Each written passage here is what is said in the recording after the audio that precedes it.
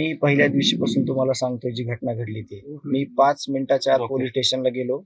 Police स्टेशनला मी तुम्हाला अजून पहिले माझे जे बोललोय मी ते आता एकदा अजून तुम्ही तपासा की मी सांगितले 10 ते 15 मिनिटात जे PSI शिंदे साहेब आहेत आणि PI महाजन साहेब आहेत ते बाहेर आले. ते बाहेर आल्यानंतर कुठं गेले काय ते मी आता मला जे मुख्यमंत्री साहेब बोलले त्यावेळेस कळलं की ते टोल नाक्याच्या परिसरात होते एक अर्ध्या तासाच्या वेळेत. तर मी तेच बोललेलो होतो की ते बाहेर गेले आणि आम्ही तिथं अडकलो आणि आमचं ते चालू झालं. एवढंच सांगेल की तिथं पोलीस स्टेशन मध्ये मी असल्यामुळे ते बाहेर गेलेलं लोकेशन हे तपासात येणारच आहे की कुठे गेले आणि काय तपास केला. मात्र त्यांनी एसआयटीच्या संदर्भात जी घोषणा केली त्यावरती तुम्ही समाधानी आहात का? नेमकं आता जे सांगितलंय टाइम बॉन्ड जो दिला गेलेला आहे त्याच्यावर तुम्ही समाधानी, काय प्रतिक्रिया असेल? त्यांनी खूप विचारपूर्वक ह्या गोष्टीचं मांडणी केलेली आहे. ह्याच्यामध्ये त्यांनी सगळ्यात महत्वाचा विषय आहे की कोणी जरी असलं आणि त्याच्यात ते आहेत, कोणी जरी असलं तरी कारवाई होणार आणि त्याच्यात आहेत ते, आणि ह्याच्यातून हे सगळं बंद झालं पाहिजे. हे जे सगळं चाललंय, ही सगळी अराजकता जी माजलेली आहे ती सगळी बंद होणार आहे, याच्यावर माझा विश्वास आहे.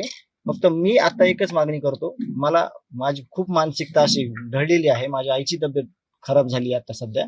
मला एकच सांगतो मी तुम्हाला की उद्या संध्याकाळपर्यंत जे आरोपी आहेत ते जेरबंद झाले पाहिजेत. मी एवढी विनंती करतो.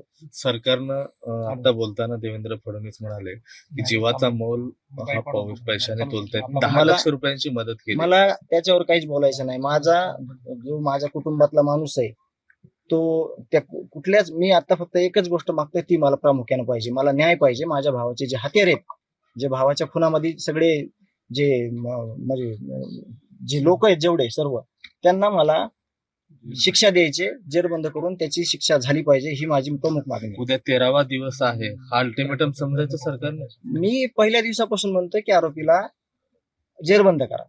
ते आता उद्या संध्याकाळपर्यंत मी म्हणतोय तर त्यांनी अल्टिमेटम समजावा किंवा त्यांचं कर्तव्य समजावा, किंवा त्यांनी मला उद्या संध्याकाळपर्यंत माझ्या भावाला जे निर्गुणपणे मारण्यात आलंय त्याचे आरोपी उद्या संध्याकाळपर्यंत त्यांनी अटक करू. मुख्यमंत्र्यांनी जे निवेदन केलं त्याच्यावरती तुम्ही समाधानी आहात का? नाही त्यांना आता परत दुसरी काय मागणी असेल आणि ते कशा पद्धतीने ते आम्ही उद्या संध्याकाळी आम्ही सांगितलं. समाधानी आहात का?